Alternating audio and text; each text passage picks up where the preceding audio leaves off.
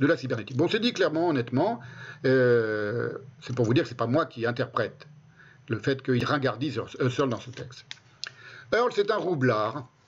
J'en ai déjà montré des aspects, de nombreux aspects lors de la séance précédente, dont la roublardise consiste à se faire passer pour un candide, tout en assonnant des vérités, entre guillemets, sur un mode axiomatique.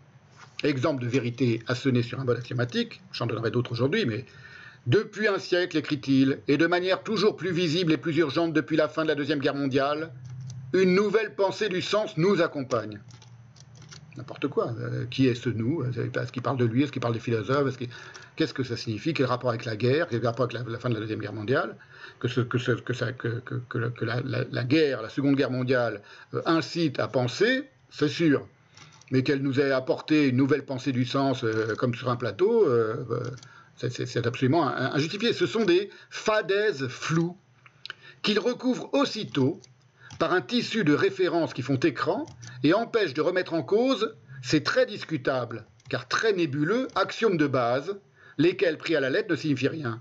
Par exemple, quand il parle de pensée de l'extériorité initiale, pensée de l'ouvert et de l'ouverture, pensée de la postériorité constitutive, etc. Donc c'est des termes qu'il applique, des étiquettes qui correspondraient au nouveau sens et à la nouvelle pensée du sens. Pensée de l'ouvert, de l'ouverture, l'ouvert de quoi? Par rapport à quelle fermeture? Quelle pensée? Qu'est-ce que c'est que la pensée? Qu'est-ce que c'est que l'ouvert? Vous voyez, c'est des choses, ce sont c'est ça, c'est typiquement du jargon. C'est-à-dire, ce sont des formules qui sont préfabriquées pour qu'on n'aille pas chercher ce qu'elles signifient dans leur arrière-fond, parce qu'aucune formule ne va de soi, en soi. Aucune formule ne va jamais de soi. Et donc, lorsque quelqu'un vous explique qu'il y a une nouvelle pensée du sens, qui est une pensée de l'ouvert et de l'extériorité, ça doit se démontrer, et ça doit se démontrer au moment où vous le dites. Il le dit comme des évidences. C'est une évidence, et après il va vous citer des centaines de cybernéticiens qui ont parlé des transmachines, des néomachines, etc., et qui eux-mêmes jamais n'ont fondé leur pensée ou leur sous-pensée et leur réflexion sur une méditation de la source de ce qu'ils prétendent. C'est-à-dire tout le contraire du cheminement perpétuel d'un Heidegger, par exemple, et de n'importe quel grand penseur, de Spinoza.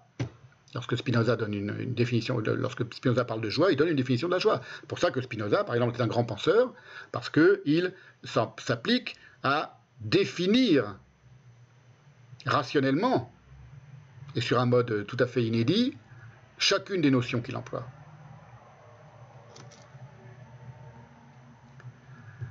Donc il y a quelque chose qui participe dans la méthode de Earle. C'est un parangon, hein, c'est quelque chose qui se retrouve dans toute l'université aujourd'hui, dans toute la philosophie et dans la plupart des philosophes ou des penseurs qui sont imbibés de cybernétique. Et on peut être imbibé de cybernétique sans le savoir. C'est quelque chose qui n'est pas absolument évident, mais enfin, quand on sait reconnaître non seulement le jargon cybernétique, mais les méthodologies de la cybernétique, on le reconnaît tout de suite. Par exemple, je sais plus si j'en ai parlé la dernière fois ou si j'ai prévu d'en parler aujourd'hui, les anti-heideggeriens qui reprochent à Heidegger son antisémitisme et son nazisme et qui voient du nazisme absolument dans le moindre mot et dans la moindre phrase de Heidegger depuis être étant jusqu'à la fin de sa vie. Par exemple, voilà, ce sont des gens qui sont profondément influencés par la manière de ne pas penser de la cybernétique. Alors, je parle moi de recouvrement. Il y a un recouvrement par Earle, et on va voir